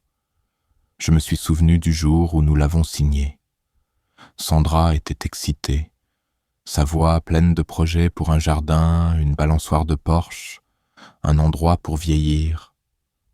J'avais hoché la tête, souriant, pensant déjà aux tuyaux et au câblage. Nous étions arrivés au même rêve par des portes différentes. J'ai continué. Ensuite, il y avait la police d'assurance vie, établie à l'époque où les enfants étaient encore à l'école. J'avais augmenté le capital après ma première alerte cardiaque. Sandra avait insisté sur le fait que nous n'en avions pas besoin, mais je l'ai fait quand même. Les bénéficiaires étaient listés de mon écriture, son nom en premier, puis les enfants. Je l'avais mise à jour une fois, après le mariage d'Émilie, juste pour m'assurer que tout était équitable. Je me demandais maintenant si l'équité avait jamais vraiment compté. J'ai trouvé les documents du compte de retraite, la configuration originale de mes jours de syndicat. Les coordonnées étaient obsolètes, le logo de l'institution n'était plus utilisé, mais les chiffres signifiaient encore quelque chose. J'avais travaillé dur pour ça. Week-end, jours fériés, double quart sous la chaleur des étés de Géorgie. Tout était là en noir et blanc, preuve de travail, de temps échangés contre de la sécurité. Je n'avais pas regardé le solde depuis longtemps. Je n'étais pas sûr de le vouloir. Enfouies plus profondément se trouvaient des lettres, des vieilles, de la banque, de la compagnie d'assurance, du bureau de l'entrepreneur où je consultais après ma retraite. La plupart étaient des rappels, des relevés, des mises à jour. Mais une enveloppe était différente, plus épaisse, scellée. J'ai reconnu l'écriture immédiatement. C'était la mienne. Je l'avais écrite il y a des années, une de ces lettres au cas où, destinée à être lue si quelque chose m'arrivait de manière inattendue. Une tentative silencieuse de laisser les choses en ordre, d'offrir des mots que je n'aurais peut-être jamais l'occasion de dire. Je n'y avais pas pensé depuis longtemps. Je ne l'ai pas ouverte. Pas encore. Au lieu de cela, j'ai sorti la dernière feuille de la pile. Un formulaire de procuration. Vierge. Jamais rempli. Je l'avais imprimé une fois, pensant que nous en aurions besoin quand la mère de Sandra est tombée malade. Mais nous n'en avons jamais eu besoin. Il était là comme une question silencieuse. À qui ferais-je confiance si je ne pouvais plus parler? Qui parlerait pour moi? J'ai tout replié soigneusement, sauf l'acte de propriété. J'ai gardé celui-là. Je l'ai emmené à la table de la cuisine et je me suis assis sous la faible lumière du plafonnier, le lisant encore et encore. Mon nom, son nom, notre adresse. Mais les noms sur le papier ne signifient pas la loyauté. Ils ne signifient pas la présence. Ils ne signifient pas l'amour. Ils signifient simplement la propriété. Cette nuit-là, après que Sandra soit allée se coucher, je me suis assis avec l'acte de propriété sur mes genoux et j'ai pensé à ce que cela signifiait vraiment. Pas au sens légal, mais au sens humain. Cette maison, cet espace, avait été construit avec intention, avec de la sueur et de la planification, avec des mains qui tremblaient maintenant en tenant une fourchette. J'avais choisi les planchers de bois franc, cloué les moulures moi-même, rebouché le mur en placo après la fuite du toit. J'avais peint la porte d'entrée 3 fois parce qu'elle n'arrêtait pas de changer d'avis sur la couleur. C'était ma maison, même si je n'étais plus le bienvenu dans les parties qui comptaient. Même si l'odeur de son parfum dans le couloir me serrait maintenant l'estomac au lieu de me réchauffer la poitrine. Même si ma photographie avait disparu du mur du couloir. Les papiers me disaient que j'existais toujours, que je n'avais pas imaginé la vie que j'avais passé des décennies à construire. Ils me rappelaient que j'avais tenu quelque chose, que j'avais compté, non seulement comme une présence, mais comme une fondation. J'ai remis le dossier dans le tiroir, avec précaution, comme on remet quelque chose de sacré sur un autel. Mais l'acte de propriété, je l'ai gardé. Je l'ai glissé dans une nouvelle enveloppe et je l'ai placé dans le classeur du garage. Quelque part de calme. Quelque part où elle ne penserait pas à regarder. Le lendemain matin, j'ai préparé le café comme je le faisais autrefois. 2 cuillères, extra fort. L'odeur ne persistait toujours pas comme avant, mais je l'ai bu quand même. Je me suis assis à la table, la maison craquant doucement dans la lumière matinale, et j'ai attendu ses pas. Quand elle est passée derrière moi, elle n'a pas remarqué le tiroir manquant dans la chambre. Elle n'a pas remarqué le léger changement dans la disposition du meuble. Elle ne m'a pas remarqué du tout. Mais les papiers étaient avec moi maintenant. Et pour la première fois depuis longtemps, j'ai eu l'impression d'avoir quelque chose qu'elle ne pouvait pas toucher. Quelque chose de solide. Quelque chose de réel. Ce n'était pas de la vengeance. C'était un rappel que j'étais toujours là, sur le papier et en vérité. J'ai écrit la lettre un jeudi après-midi. C'était l'un de ces jours secs et cassants où le soleil était haut, mais ne dégageait aucune chaleur. L'air semblait lourd sans être chaud, et les ombres des arbres à l'extérieur tombaient nettes sur la clôture comme quelque chose dessiné à l'encre.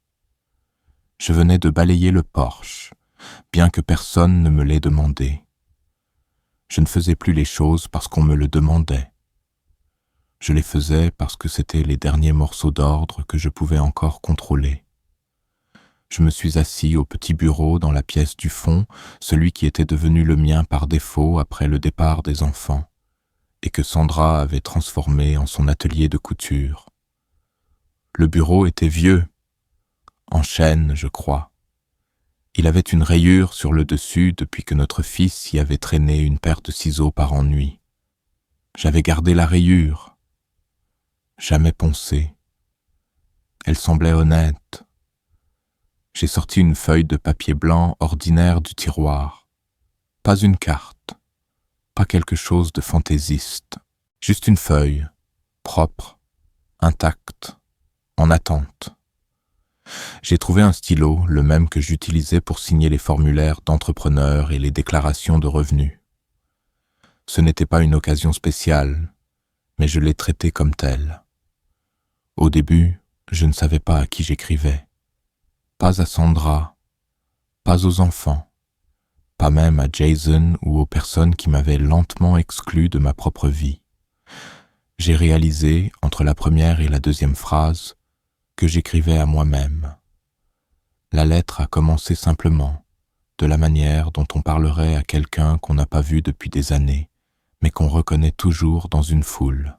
« Henri », ai-je écrit, « voilà ce que tu es devenu. » Et puis les mots sont venus, lents au début, inégaux, comme essayer de se souvenir des paroles d'une vieille chanson. Mais ils ont pris de la vitesse à mesure que ma main se réchauffait au rythme, et bientôt je déversais tout, le poids, la confusion, la solitude qui se resserrait dans ma poitrine depuis des mois. J'ai écrit sur le silence, sur la façon dont une maison peut être pleine de mouvements, mais vide de vie. J'ai décrit comment elle se déplaçait dans les pièces comme si je n'étais pas là, comment même ses pas semblaient plus silencieux quand ils me croisaient. J'ai détaillé les petites manières dont un homme peut disparaître sans que personne ne le remarque. Comment une photo disparaît de l'étagère, comment une tasse de café préférée finit dans une boîte de dons, comment votre opinion cesse d'être sollicitée et finit par ne plus être offerte. J'ai écrit sur le placard où se trouvaient les photos, sur la façon dont l'absence de quelque chose peut sembler plus bruyante que sa présence. J'ai décrit comment j'avais trouvé les papiers dans le tiroir, comment mon nom était toujours là à l'encre, ferme et inébranlable, alors que mon moi réel était devenu une ombre. Je n'ai pas censuré mes pensées, je n'ai pas essayé d'être poétique. J'ai écrit simplement, de la manière dont un charpentier pourrait mesurer un mur, ligne par ligne, sans place pour l'embellissement. J'ai écrit sur la douleur d'être regardé à travers, la douleur de n'être rappelé que lorsque quelque chose se cassait ou avait besoin d'être payé. J'ai admis que je ne reconnaissais plus mon propre mariage, que la femme avec qui j'avais construit une vie me semblait maintenant l'invitée de quelqu'un d'autre. J'ai avoué les choses que j'avais été trop fier pour dire à voix haute, que j'étais en colère, que j'avais peur, que j'étais fatigué, non seulement physiquement, mais spirituellement, que je m'étais assis dans mon camion plus d'une fois, agrippant le volant jusqu'à ce que mes articulations blanchissent, incertain de savoir s'il fallait partir ou foncer à travers le brouillard de tout ce qui m'avait été enlevé. Je me suis dit que j'avais fait de mon mieux, que j'avais travaillé dur, que j'avais subvenu aux besoins, protégé, enduré. Je me suis rappelé que j'avais construit des maisons de mes mains, élevé des enfants avec mon cœur, et que j'étais resté quand il aurait été plus facile de partir. J'ai écrit que rester n'était pas de la faiblesse. C'était la preuve de qui j'étais. Vers la fin de la lettre, j'ai adouci mes mots. J'ai écrit à la version de moi qui existait encore quelque part sous le silence. Celle qui se souvenait de la façon dont la main de Sandra reposait sur mon bras à l'épicerie. Celle qui chantait avec la radio dans le camion lors de longs trajets. Celle qui a construit une balançoire dans le jardin lors de son seul week-end de congé, parce que sa fille voulait voler. Je lui ai rappelé qu'il était toujours là. Et je lui ai rappelé que partir ne signifiait pas toujours faire une valise ou claquer une porte. Parfois, partir signifiait se retirer de là où l'on n'était pas désiré.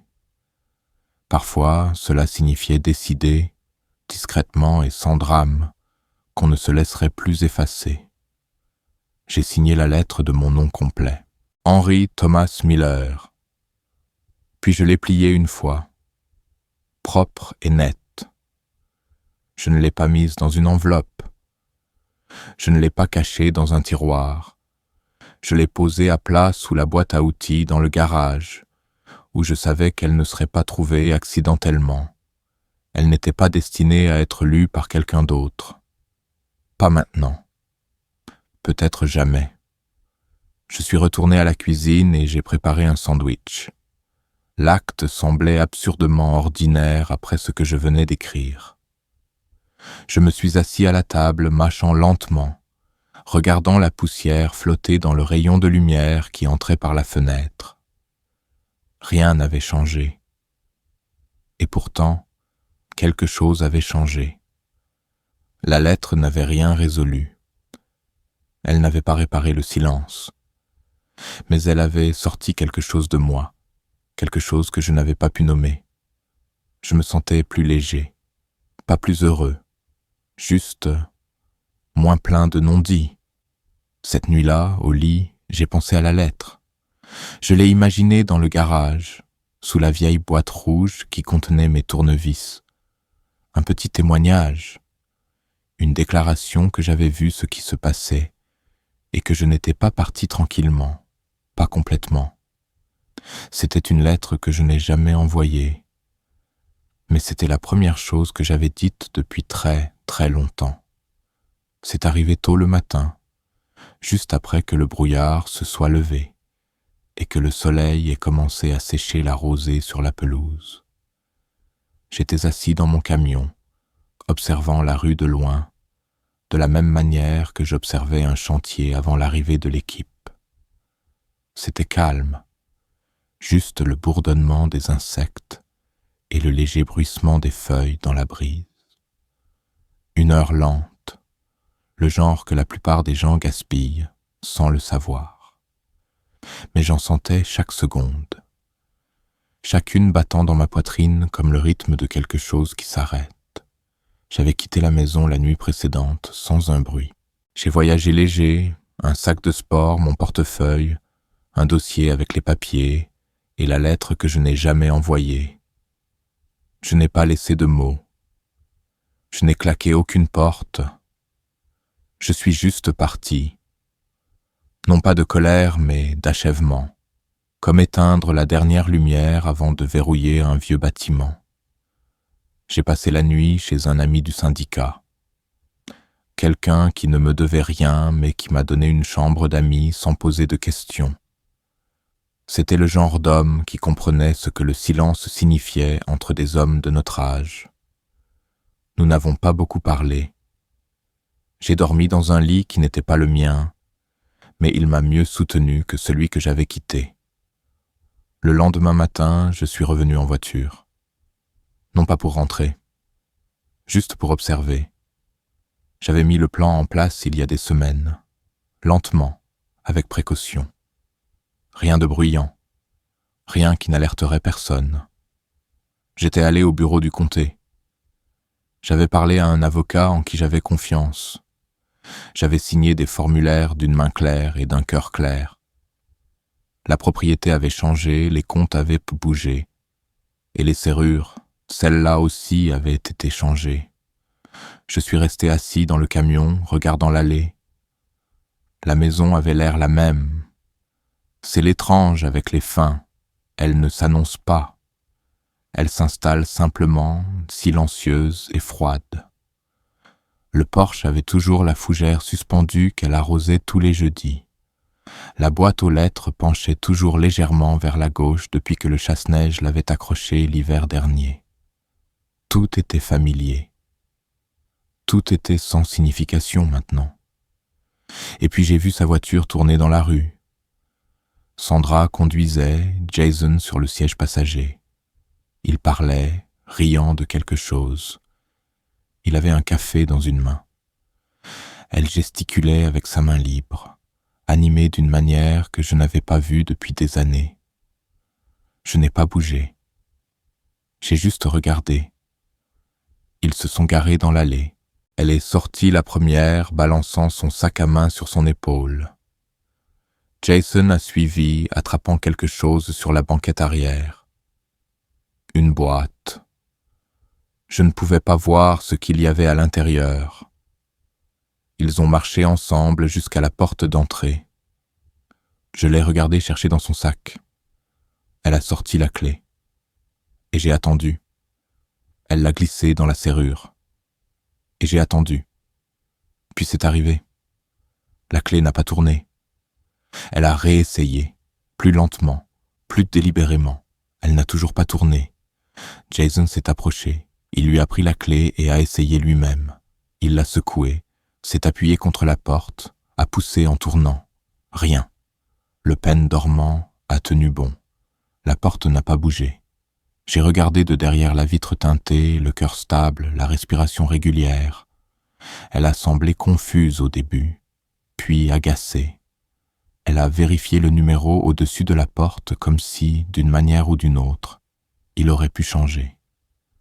Jason a frappé une fois, puis a regardé par la fenêtre latérale. Il a de nouveau essayé la poignée. Rien. Puis elle a sorti son téléphone. Je savais qu'elle le ferait. Elle a essayé d'appeler. Je n'ai pas répondu. Elle a laissé un message. Je ne l'ai pas écouté. Ils sont restés là un moment, changeant de poids, de plus en plus frustrés à chaque minute qui passait. Je pouvais presque le sentir à travers le pare-brise. Non pas de la panique, juste une lente prise de conscience que quelque chose avait changé au-delà de leur contrôle. Jason a contourné le côté de la maison, probablement pour essayer la porte de derrière. J'avais aussi changé cette serrure. Je les avais toutes changées. Quand il est revenu, son expression était différente, moins confiante, plus confuse. Elle s'est assise sur la marche du porche, son sac toujours sur ses genoux. Je pouvais la voir respirer, profondément et brusquement, comme quelqu'un qui essaie de comprendre un incendie qui ne laisse pas de fumée. Jason se tenait au-dessus d'elle, le téléphone à la main, faisant les 100 pas. Finalement, ils se sont assis tous les deux, attendant. Mais je ne suis jamais venu. Après 1 heure, ils sont partis en voiture. Je suis resté dans le camion longtemps après leur départ. J'ai regardé la maison, l'endroit que j'avais construit, réparé, repeint, pardonné. J'ai pensé à toutes les choses qui s'étaient repassées derrière ces murs, les fêtes, les disputes, les matins calmes, les nuits où le silence était plus fort que n'importe quelle dispute. Et j'ai pensé à la clé, ce petit morceau de métal, autrefois symbole de confiance, maintenant juste un artefact d'un passé auquel il n'avait plus accès. Je n'ai pas souri, je n'ai pas pleuré, je me suis juste senti immobile. Cette porte n'était plus la mienne depuis longtemps, pas vraiment, mais maintenant, enfin, elle n'était plus la leur non plus. Non pas parce que je la leur avais prise, mais parce qu'ils l'avaient abandonnée il y a longtemps, petit à petit, de toutes les petites manières dont les gens se débarrassent de ce qu'ils ne valorisent plus. Le fait que la clé ne tourne pas n'était que la confirmation finale. Ils appelleraient, ils demanderaient, ils exigeraient, mais je ne répondrai pas, parce que certaines portes sont destinées à rester fermées, et certains hommes, même vieux, savent quand il est temps de s'éloigner de la maison qu'ils ont autrefois construite et de la verrouiller derrière eux pour de bon. Je n'ai pas regardé en arrière après avoir tourné sur la route qui m'éloignait de cette maison. Il n'y avait plus rien là-bas dont j'avais besoin, ni une photographie, ni un manteau, ni des excuses. Ce que j'avais laissé derrière pouvait y rester, et ce que j'ai emporté avec moi était à moi, parce que je l'avais choisi. C'était la différence maintenant. Tout ce que je faisais venait d'un choix, non d'une habitude. Il y a un pouvoir silencieux là-dedans, surtout quand on a passé des années à être déplacé comme un meuble, plutôt que de se tenir debout comme un homme.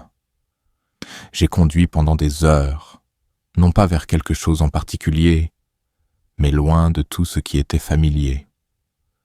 Les routes s'étendaient devant moi comme des questions auxquelles je n'avais pas à répondre. Les lignes sur le bitume ne me jugeaient pas. Le moteur ne demandait pas d'explication. J'avais de la nourriture dans la glacière, de l'argent dans mon portefeuille, et l'acte de propriété enfermé dans une enveloppe ignifuge sous le siège.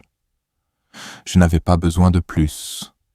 J'avais arrangé pour la caravane à l'avance. Un petit endroit au bord du lac, dans un coin tranquille de la Géorgie, non loin de là où j'avais grandi. Un ami d'un ami possédait la propriété. Ce n'était pas grand-chose, juste une vieille maison mobile avec un porche tenu par la foi et la rouille, mais elle se trouvait sous des arbres qui bougeaient avec le vent, et l'eau clapotait doucement contre les rochers d'une manière qui facilitait la réflexion. La première nuit où j'y ai dormi, le silence était différent. Pas creux, pas froid, juste le mien. Je me suis réveillé avec le soleil et j'ai ouvert toutes les fenêtres. L'air est entré, humide et pur. J'ai préparé du café sur un réchaud portable et je l'ai bu lentement, laissant la chaleur réchauffer ma poitrine. Il n'avait toujours pas l'odeur d'autrefois, mais ça n'avait plus d'importance. Il ne s'agissait pas du café. Il s'agissait de se réveiller sans faire semblant, de poser mes pieds sur un sol qui n'avait pas été tiré de sous moi. J'ai passé mes journées à réparer ce qui devait l'être. Le porche penchait, alors je l'ai étayé. La porte moustiquaire s'affaissait, alors j'ai remplacé les charnières. Il n'y avait pas d'urgence. Personne n'attendait que ce soit fait. J'ai travaillé de mes mains comme je l'avais toujours fait, mais maintenant la seule voix à laquelle je devais répondre était celle dans ma propre poitrine. Et elle était devenue silencieuse, stable, comme si elle me faisait de nouveau confiance. J'ai rencontré des gens lentement. Un homme plus âgé nommé Roy qui pêchait près du quai. Une veuve qui tenait la petite épicerie au bord de la ville. Ils ne m'ont pas posé de questions sur mon passé, et je ne l'ai pas offert. Je ne me cachais pas. Je recommençais simplement, brique par brique silencieuse. Pas d'annonce, pas de déclaration, juste des jours, vécu, non subi. J'ai recommencé à lire. De vieux livres que j'ai trouvés dans un bac à la friperie. Des westerns, des mémoires de guerre, quelques livres de poche usés aux pages douces après des années de lecture. Je m'asseyais dans un fauteuil près de la fenêtre et je lisais jusqu'à ce que la lumière baisse. Parfois, je soulignais des phrases qui me semblaient vraies. Parfois, je traçais simplement les mots avec mon doigt, reconnaissant pour un langage qui comprenait la solitude. La nuit, j'écrivais des listes, non pas de choses à faire, mais de choses dont je me souvenais. Le rire de ma fille quand elle avait 6 ans, la façon dont le chien se blottissait autour de mes pieds quand je lisais le journal, l'odeur de la pluie sur du bois neuf. Je ne les écrivais pas pour garder le passé en vie. Je les écrivais pour me rappeler que j'avais bien vécu une fois, que j'avais connu l'amour, même s'il n'avait pas duré, que mon histoire n'était pas seulement ce qui avait été pris, mais ce qui avait été réel. Je marchais tous les matins, autour du lac, à travers les arbres, le long de la route de gravier qui coupait à travers les pins. Le rythme de mes pas est devenu une sorte de prière. Chaque pas disant « Je suis là, je suis là, je suis toujours là ». Personne n'a appelé, ni les enfants, ni Sandra, ni Jason. Je savais qu'ils ne le feraient pas, ou peut-être qu'ils l'ont fait et que je n'ai tout simplement jamais décroché. J'avais laissé le téléphone dans le tiroir. La messagerie vocale s'est remplie en 1 semaine. Je l'ai supprimée sans l'écouter. Quoi qu'ils aient à dire, c'était trop tard. Je n'avais pas besoin de leur colère ou de leur confusion. Je n'avais pas besoin de leur tentative de compréhension, parce qu'ils ne l'avaient jamais fait. Et j'avais cessé d'espérer qu'ils le feraient. Je payais mes factures en espèces. J'ai réparé le quai quand il s'est fendu au milieu. J'ai réparé le hangar d'un voisin après une tempête. Les gens ont commencé à laisser de petits cadeaux, des pots de confiture, une tarte, un livre de poche. Je les acceptais sans chichi. Non pas parce que j'en avais besoin, mais parce que je comprenais le langage de la gratitude silencieuse. Il en disait plus que n'importe quelle excuse ne l'aurait jamais fait. Je faisais un feu certains soirs, juste un petit, juste assez pour sentir la fumée et me souvenir que la chaleur pouvait encore être créée de ses propres mains. Je m'asseyais devant et je regardais les braises s'élever comme de petites lanternes dans l'obscurité. J'ai pensé à toutes les années que j'avais passées à essayer d'être bon, d'être utile, d'être désiré. Et j'ai réalisé que j'avais toujours été suffisant. Ils avaient simplement cessé de le voir. Cette pensée ne faisait plus mal. Elle clarifiait. Un après-midi, je me suis assis sur le porche, polissant un vieux ciseau que j'ai trouvé dans une boîte d'outils que j'avais failli jeter. Le soleil se couchait. Le lac avait pris une sorte d'argent que je n'avais jamais vu auparavant. À ce moment-là, j'ai ressenti une paix que je ne pensais plus jamais ressentir. Non pas parce que j'avais tout pardonné, mais parce que je m'étais souvenu de qui j'étais. J'étais l'homme qui construisait les choses avec soin, l'homme qui restait silencieux quand les autres criaient, l'homme qui voyait à travers les murs et le silence, l'homme qui, le moment venu, savait exactement ce qu'il faisait, et l'a fait. C'était un lundi calme et plat, du genre qui commence sans cérémonie et passe sans bruit. Je m'étais réveillé avant le lever du soleil, non par agitation, mais par habitude. Mes yeux se sont ouverts sur le bleu pâle du matin, et pour la première fois depuis longtemps, je n'ai pas senti le poids peser sur ma poitrine, avant même de balancer mes jambes hors du lit. La pièce était fraîche, l'air immobile, et ma respiration venait facilement. Je me suis assis lentement, et j'ai réalisé que je ne portais pas la lourdeur habituelle, ni dans mon dos, ni dans mes pensées, ni derrière mes yeux. Cela faisait des mois que j'étais parti, bien que j'aie cessé de compter les jours. Le temps s'était estompé de la meilleure façon, n'étant plus mesuré par des routines que je n'avais pas choisies ou un silence que je ne comprenais pas. Ici, dans ce petit coin du monde emprunté, les jours n'arrivaient pas avec des attentes. Ils se présentaient simplement, et je les laissais faire. Ce matin-là, j'ai marché jusqu'au lac pieds nus. L'herbe était humide de rosée, mais ça ne me dérangeait pas. J'ai laissé mes orteils s'enfoncer dans le sol mou, me stabilisant comme un homme qui croyait encore au poids de sa propre présence. La surface de l'eau était parfaitement immobile. Je l'ai regardée un moment, jusqu'à ce que le vent se lève juste assez pour la rider. Pas de violence, juste du mouvement.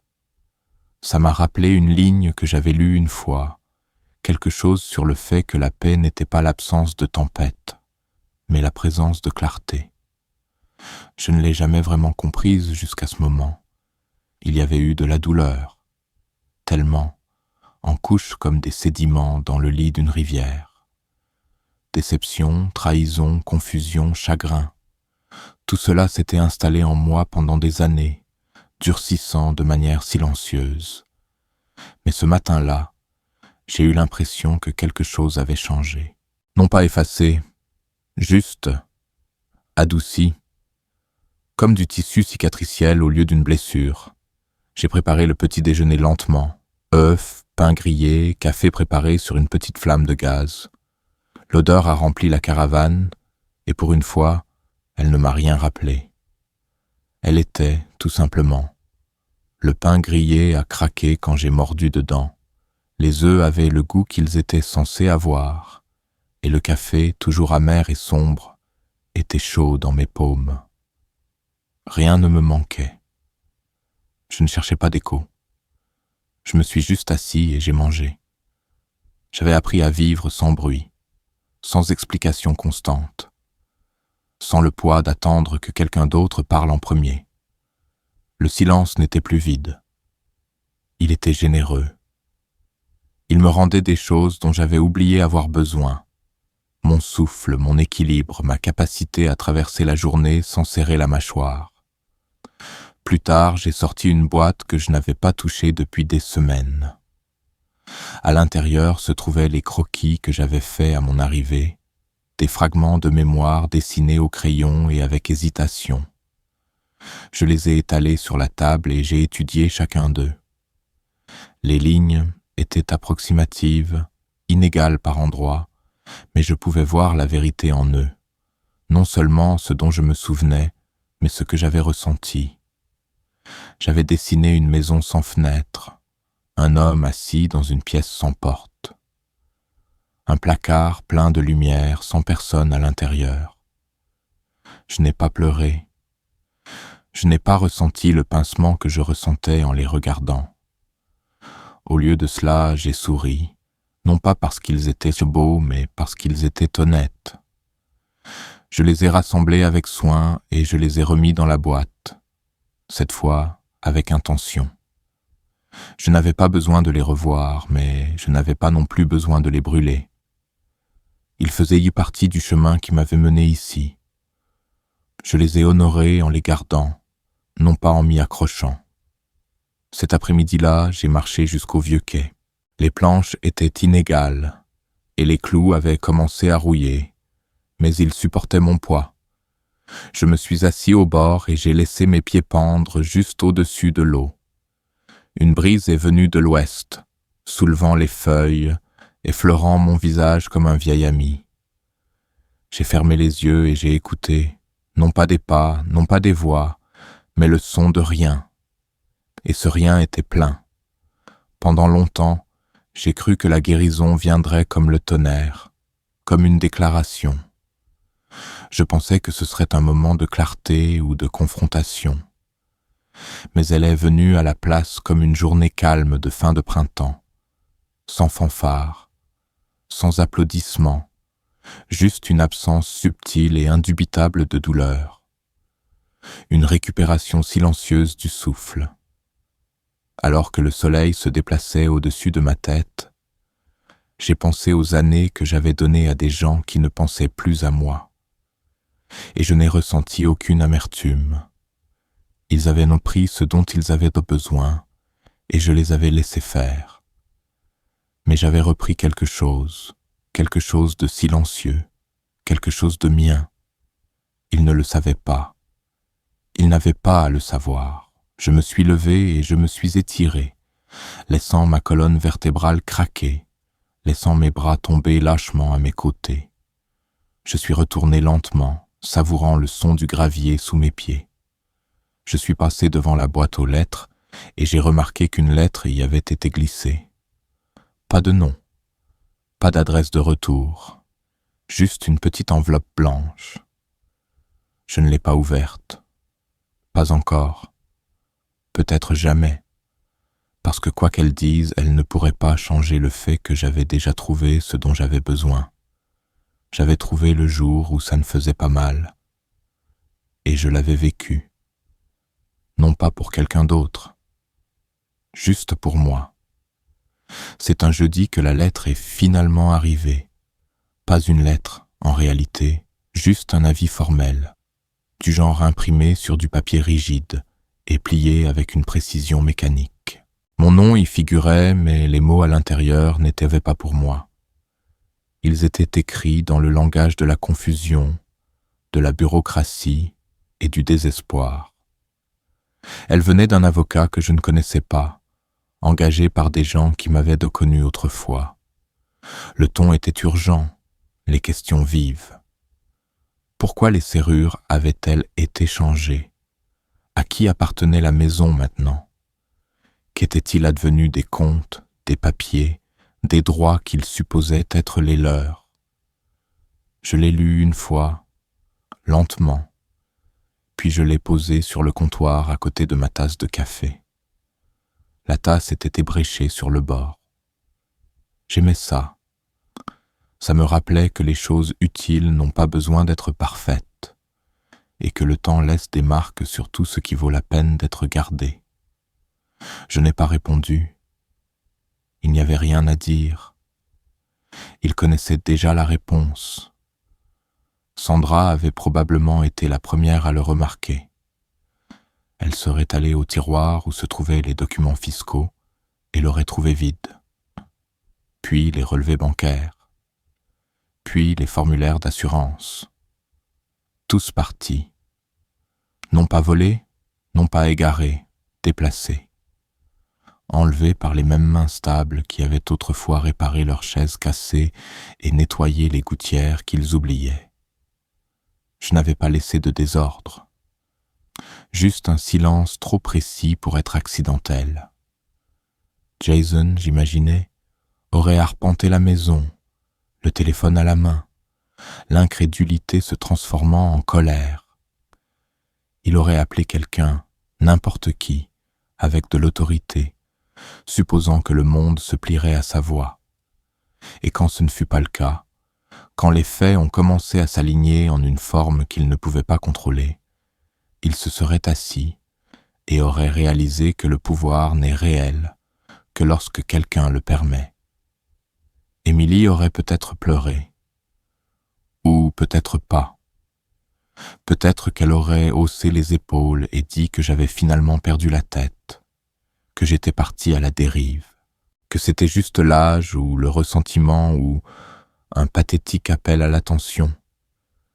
Mais je savais ce qu'elle ressentirait en passant devant mon ancienne chambre, en voyant les murs vides et le placard vidé. Cette douleur derrière les côtes quand quelqu'un est parti sans dire au revoir. C'est ce que j'avais fait.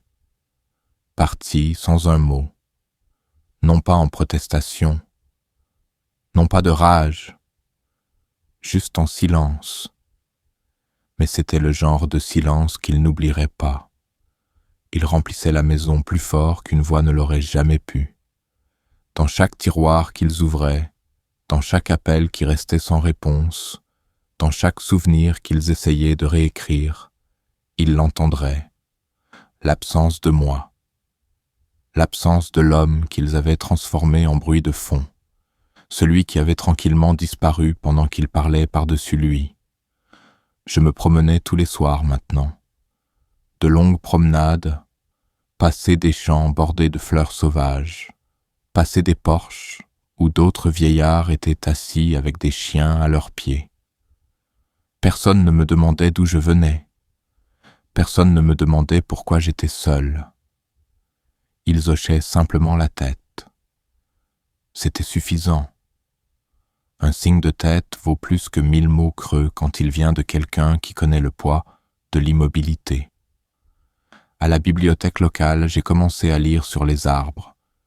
Pas seulement les noms, mais leurs habitudes, la façon dont les racines s'étendent même dans la roche, la façon dont certains arbres saignent quand on les coupe, la façon dont d'autres développent des anneaux si serrés qu'ils peuvent survivre aux tempêtes. J'aimais ça. J'aimais l'idée de quelque chose de fort et de patient. J'aimais l'idée que la croissance pouvait être silencieuse et avoir quand même de l'importance. Je suis passé devant le bureau de poste un matin et j'ai vu le nom de Jason sur une enveloppe transférée, griffonnée de son écriture impatiente.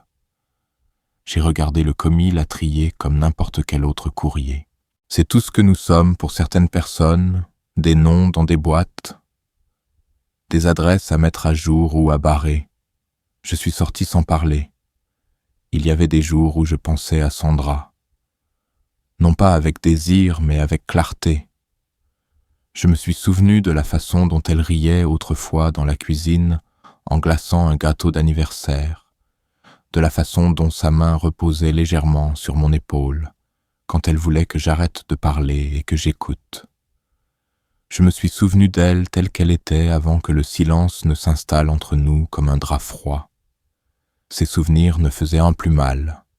C'étaient juste des pages d'un livre que je n'avais plus besoin de rouvrir. Je n'ai jamais bloqué leur numéro.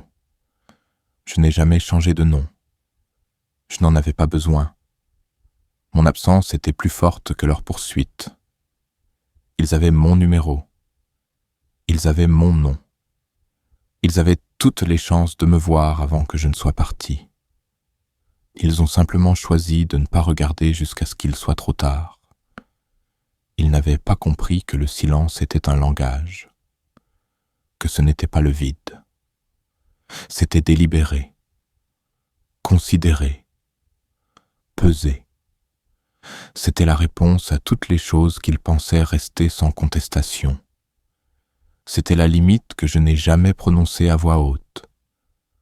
Et maintenant, elle vivait entre nous comme un mur qu'ils ne pouvaient pas abattre. Parfois, je les imaginais se réunir dans la maison, mon ancienne maison, essayant de reconstituer ce qui s'était passé, se demandant comment ils l'avaient manqué, se demandant comment j'avais pu passer entre les mailles de leur attention sans laisser de traces. Mais je n'avais pas glissé. J'avais marché. J'avais choisi le silence. Et eux, dans leur bruit, ne m'avaient jamais entendu partir. Un soir, je me suis assis sur mon petit porche, une tasse de thé à la main, regardant le soleil se replier derrière les collines. La lumière s'étirait, longue et basse, dorée et bienveillante. J'ai écouté le vent bouger à travers les arbres. J'ai écouté le grincement du bois sous ma chaise. Et j'ai ressenti la paix. Non pas le genre dramatique, non pas le genre qui exige la reconnaissance, mais le genre qui s'installe dans votre poitrine comme une respiration après une longue course.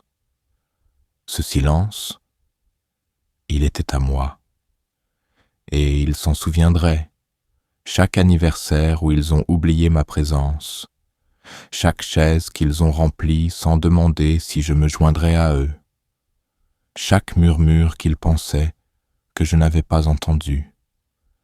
Ils se souviendraient de l'homme qui n'a rien dit, l'homme qui est resté calme, l'homme qui savait ce qui comptait et qui a choisi de disparaître sans permission.